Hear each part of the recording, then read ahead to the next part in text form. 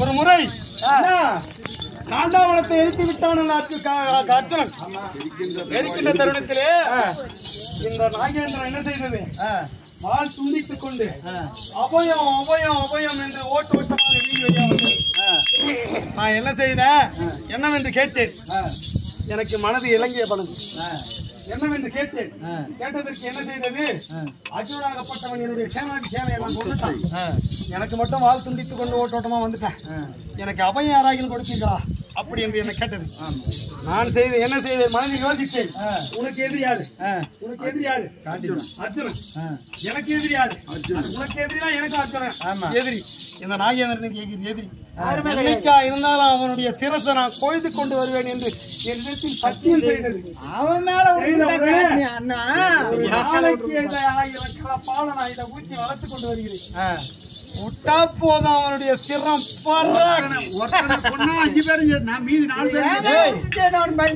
மேல விட மாட்டான். அந்த அளவுக்கு அது சீருது. அதனால யாதொன்றுக்கும் கவலைப்பட வேண்டாம். மதி குலத்தில் ஊதித்த மண்ணா நீ எனக்கு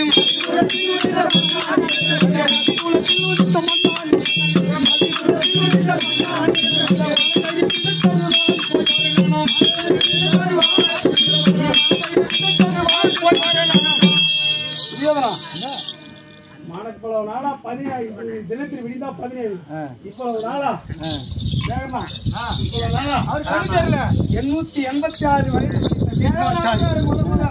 அவர் என்னடா வயசு? சின்ன வயசு. எழுந்திரி பாரு. அவரு சண்டை போடுவாரு. எழுந்து அவருக்கு உச்சா போறதுக்கே முடியாது. அப்படிப்பட்டவரை நீ சேனாதிபதி பட்டத்தை கொடுத்து அவர் நாளால ஒருத்தர் இருக்கிறான பக்கத்துல செஞ்சோத்து கிடங்க தெரியுமா?